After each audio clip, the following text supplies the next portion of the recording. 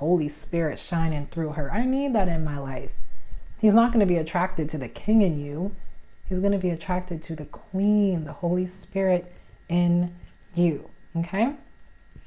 So let's talk about what it means to be a queen conscious woman or a king conscious man, because these are the energies we're speaking of. Because walking in your royal mentality as a king or a queen is an energy. Okay? This is an energy in which you've embodied, you've said yes to as a daughter or a son of the Most High.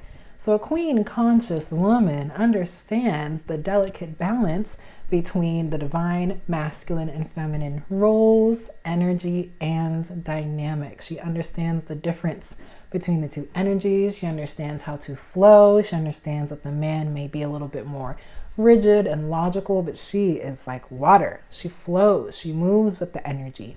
She can impact the energy in a room as well, but she is not this rigid, unchanging, unmoving energy. Okay, she's more free flowing. Okay, not just going with the flow, but flowing. Okay, being able to move with the energy presented, but also being able to affect the energy in a room. Okay, if that makes sense, where she is able to transform, step into a room, and her presence just transforms the energy in the room, immediately softens it or brings it up, encourages or uplifts the energy in the room. And she doesn't have to say a word. These are just unspoken, innate, I would say an innate result of just walking in her queen conscious energy. She realizes that she can uplift the energy, the stale energy in her room, just by coming in with a smile, by being soft, meek, and mild. Okay? Energies. Didn't have to do a thing. Didn't have to say a thing. She just is. That's the biggest thing about these energies, my dear. It's more about being and less about doing. You won't have to perform femininity when you are feminine. You won't have to perform masculinity when you are a king, when you are masculine. And I really want you all to grasp the difference. There comes a time where you cannot perform femininity, where you can't be more feminine because you simply are feminine. Where you can't do more, paint your nails more, put on more makeup, beat that face, and you still have a hard exterior, you still have a hardened spirit, an unhealed spirit, a wounded spirit. People will be able to see through all that makeup and hair and see that you are still just a wounded girl, unhealed, masculine, walking around here with, the weight of the world on your shoulders. People can see that underneath makeup. Same with the masculine, the wounded masculine, no amount of building up muscle and, pursuing girls or playing the field will hide the fact that you're an unhealed, scared, wounded little boy. And you will have to heal those energies for the masculine to shine through, for the feminine to shine through, okay? So a queen conscious woman, she understands this. She effortlessly submits to leadership because she understands that in her singleness, she is called to submit to her King of Kings. She understands the beauty of submission. She is not this feisty, clap back, neck popping, finger snapping kind of woman where she, is averse to authority she's averse to authority and to voices of reason, okay? She doesn't need to be her own head because she's submitted to the Godhead. She does not need to rise up against her king, show him who's boss, tell him off, be rude, because she understands that that's not the traits. Those aren't the traits of a submitted woman, of a submitted spirit. Again, these aren't things that need to come out of your mouth. You don't need to walk around saying, I'm a submitted woman, I'm a submitted queen. No. The true submitted queen, it's in her actions, it's in her look, it's in her deference, it's in her respect. The way she respects authority, the way that she respects her king in public and private spaces, the way that she shows up for her king, supports him, is his light, his crown, his peace. And these are things that she simply is. She doesn't have to pretend to be or act or do because she simply is, okay? And these are things that a queen conscious woman understands, okay? She effortlessly submits to his leadership, influence, and to his leadership style, okay, and vision for the partnership. She is excited, elated to be the submitted partner, to be the helper, to be the helpmeet in this divine partnership. She's not, she doesn't harbor animosity or apathy or disdain toward her husband and his leadership or the vision God's given them. She is 100% on board, excited, showing up every day to support the vision her king is building, to support the vision God has given both of them, okay? She allows her king to pour into her, and she pours into him freely, effortlessly, excitedly, okay? She understands the vessel that is poured out is simultaneously poured into. And so she pours out into her family knowing that the Holy Spirit is pouring right back into her. She does not pour from an empty place, from a broken place. She pours from the overflow. She pours from the overflow. She understands that she can pour from the overflow because the Holy Spirit is always filling her back up, because she just dwells effortlessly with the Holy Spirit, okay? She is well cared for and knows how to receive graciously. The queen conscious woman, honey, she is a gracious receptor of gifts, of praise, of adoration, okay, of provision. Someone who knows how to accept a compliment is probably someone that you'd want to compliment, okay? Someone who knows how to graciously accept gifts and offers, and not necessarily material things, but to receive, someone who has that receptive spirit is probably someone who's a little easier to give to pour into. How difficult or how annoying it is to compliment someone who's constantly like dissing or, dismissing your compliments. Imagine telling someone, oh, you have a beautiful smile, and they growl at you. Or imagine telling someone, oh, I like your shirt, and it's just like, oh, this old thing? Like, okay, that was rude, Or imagine telling someone, you have such a gorgeous smile, and then she flashes that beautiful smile for you. Or imagine complimenting someone on their hair or their outfit, and they, strike up a conversation. That's someone who knows how to graciously receive and turn that into a beautiful moment. Even if you're just meeting them for the first time, or this is your wife and you compliment her and she kind of throws it back your way, where you tell her, oh my goodness, hon, I love XYZ. And she's like, oh yeah? And she knows how to flirt. Oh my gosh. Imagine the combination of a woman who can receive graciously and she knows how to boomerang it back to you in the form of a flirt. You have a winner, king. You have a winner, okay?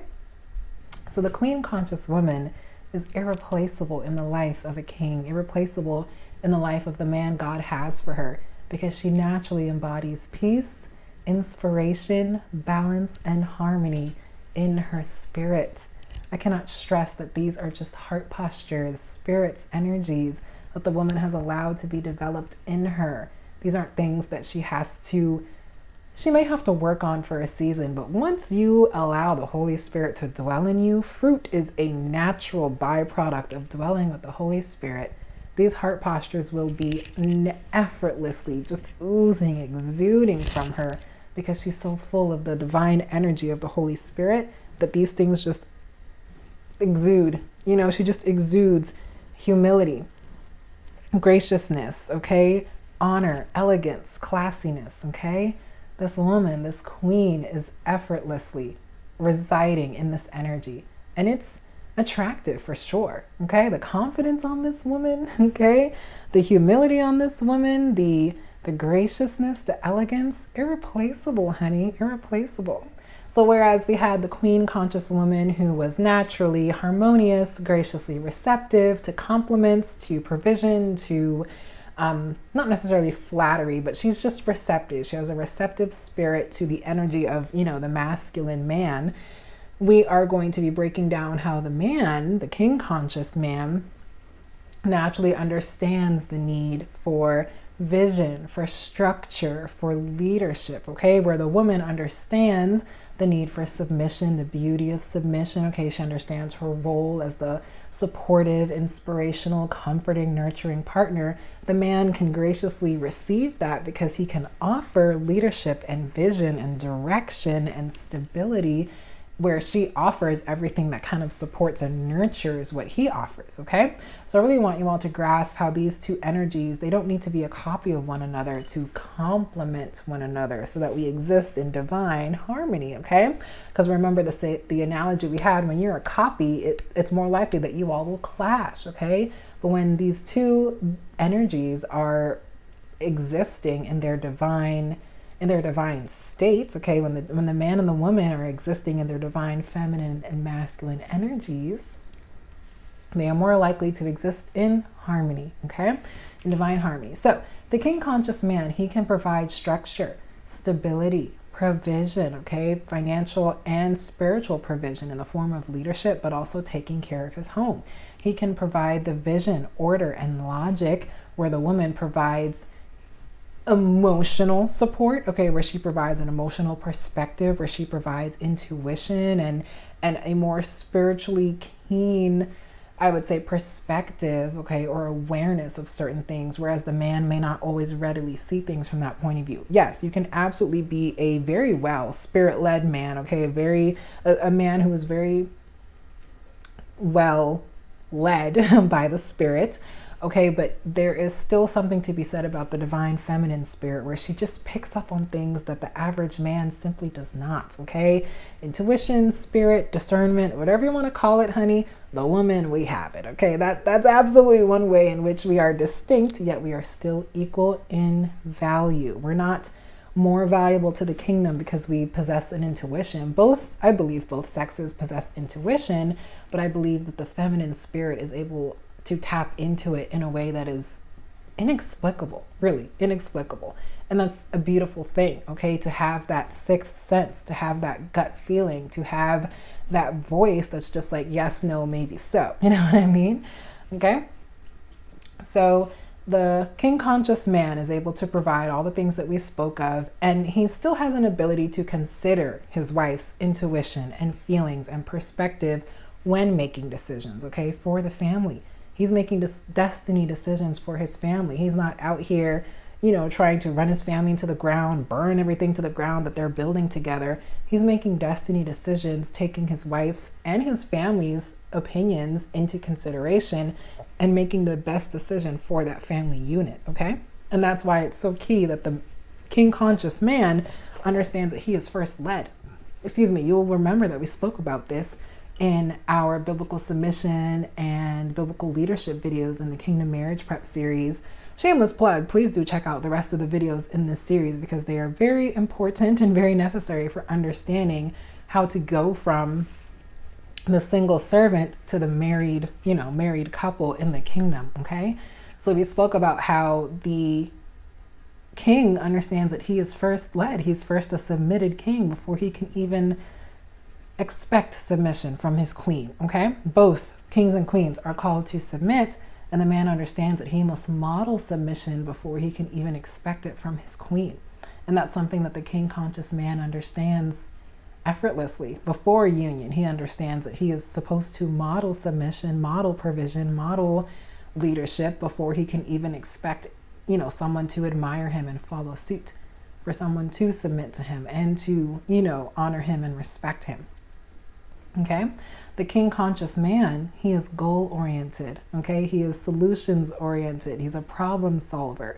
He is proactive. Okay, these are characteristics. These are abilities. These aren't necessarily things that you do. These are postures that you are. Okay, these are energies that you embody. These are things that are pruned in you in your single season so that when you do step into a union, your husband and your wife can appreciate the person you've become, not just the actions that you do. And yes, the becoming is a series of practicing through actions, but you are no longer in practice mode, where you are in performance mode when you step into marriage, when you say, I do. After the altar, it's performance, baby. It's no longer the practice round, it's the performance era. Okay? So the man, he is goal-oriented, focused on leading his family into spiritual destiny, into generational wealth. He's providing safety and security along the way. He's providing stability and structure for his family along the way. So like I said, the feminine spirit, she flows. The masculine provides that container in which she can flow. Okay, if that's an analogy that resonates with you, I believe the feminine spirit is definitely more fluid than the masculine one. Not that they can't be, but the man provides the structure. The woman is the matter, is the energy within that structure. So he provides stability, structure, security, provision, housing, you know what I mean, leadership. And the woman, she provides all the honey, all the sweetness, all the positivity within that structure that he creates. So I've used this analogy where you want to be a man's peace. The man first has to establish a household of peace and order for you to come in and maintain it. So it's not just about stepping in and being this man's peace. It's really about maintaining and upholding the peace that he has already set parameters around in his own home, in his own life, okay? And these are things that I want you all to understand. The difference between being a wife or performing wifely duties and being the helpmeet is in the energy. It's in the energy, which is why this video cannot possibly break down gender roles and what each of you should be doing to contribute to a 50-50 household, or what it looks like when you come home from work and who does the dishes, because that is just nonsense. That is that is honestly child's play compared to the way that you energetically show up in marriage. And remember, in the first installment of this video, we broke down identity, how your identity will dictate the roles that you fulfill, will dictate how you show up in those roles. And so you thinking that doing dishes makes you a better wife, honey, think bigger than that. Think bigger than that, honey. The way that you show up for your husband as an inspiration is what will make you the irreplaceable wife versus all the things that you can do for him. The way that you show up in his life is why he will cherish you, not for the things that you necessarily do. Yes, it's important to do favors and to contribute to the household and all this good stuff. Yes, that's the practical world in which we live. Things must get done. But anyone can do dishes. Anyone can run a dishwasher. Anyone can, you know what I mean? Come on. Anyone can send their children to school. But what is your heart posture when you are doing those things? What is your spiritual disposition? What is the energy you're bringing to this man's life in the doing? What's the energy you're bringing? How have you made yourself irreplaceable? Because like I said, anyone can push start on a dishwasher, but how have you made yourself irreplaceable, indispensable to this man, to the point where he will crown you his wife, okay? And that's the difference, my dear, okay? So going back to the king conscious man, he benefits from his wife's ability to nurture him and the family. Come on, full circle. So if you do not nurture this man in a way that speaks to his heart, it doesn't matter how many dishes you do or how often you clean. His heart is still missing what he is yearning for from you. He is still missing that nurturing, okay? That comforting, that sexual availability. Come on, that sexual intimacy, I would say, the availability for sexual intimacy. He is still craving and desiring things that you are not fulfilling because you're so caught up on gender roles that you forget God is so much more concerned about who you are in your marriage versus what you do. Come on, I know I'm speaking to someone where you have been so tied up in performing a checklist that you forget that that's not the reason why your husband married you. And if your husband is the provider that we're speaking of, or that, you know, that we are aspiring to marry one day, he can take care of all of that, honey. He can outsource all those services. But when all the services are outsourced, what's left for you to do? Or what's left for you to be? And that's full circle, going back to roles versus identity. You don't necessarily need to do anything if your husband can outsource, you know, the housekeeper, the maid, the laundromat, you know, not the laundromat, but the laundry services. You know, if he can outsource food services, chef, I don't know, whatever, private driver, chauffeur, okay, let's just put it out there. If he can outsource some or all of those services, what do you bring outside of those services? Outside of those roles that you're trying to fulfill? What is your identity say that you are as his wife? Okay?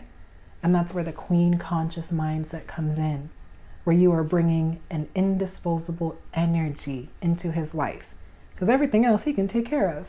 But are you coming in as a comfort, as a nurturer, as a willing vessel, as a cheerleader, as a support, as an inspiration, as someone that he can do life with? Okay? Game-changing mindsets, game-changing approach to marriage, to roles, to identity. Okay? So, going back, I know we keep kind of talking about the queens, but man, it's all wrapped up in there. So the king conscious man absolutely benefits from his wife's ability to nurture him, which means he is freed up to focus on other aspects of the relationship that the wife now doesn't have to worry about. So again, full circle to harmony and balance. She's bringing the nurturing, he's bringing the provision. Together, he brings the money, she brings the honey, and they dwell in blissful union, okay? Blissful union where they can worship together and praise their father together and raise their children in harmony and enjoy each other intimately and sexually and recreationally, you know, all the ways that you can really enjoy partnership. Okay, what is it? The perfect triangle is having a life partner, a best friend, and a passionate lover. My goodness. Imagine having all three in one. The life partner, someone you can do life with. The best friend, someone that you can tell all your secrets to, and you know, you can really be the genuine version of yourself with them. And the passionate lover, someone who wants to do life with you in a sexy, spicy way. Okay, that is a powerful combination to have in one person. My goodness, imagine the harmony of that relationship. Imagine the pleasure and the ecstasy that effortlessly flows in that union, okay? So that is inherently what makes a man a king, his ability to mirror and, you know, further exemplify everything that Christ has modeled for us. So the king first modeling submission, modeling deference, respect, honor with his King of Kings, exemplifies it for his family, and we were able to model his, you know, his modeling, his emulation. Yeah, we were able to model his emulation of respect and honor and deference and submission to his King of Kings as his wife and subsequently the children. I mean, we're really building a case for the perfect union, for how these energies exist in harmony, for how things were originally designed in the Godhead, okay, and how they are supposed to play out here on earth. And I just pray that this stuff is inspirational and transformational for you all, that you all understand how beautiful it is to be set apart, to emulate the Godhead, to understand how these energies balance one another in marriage. Excuse me. Okay?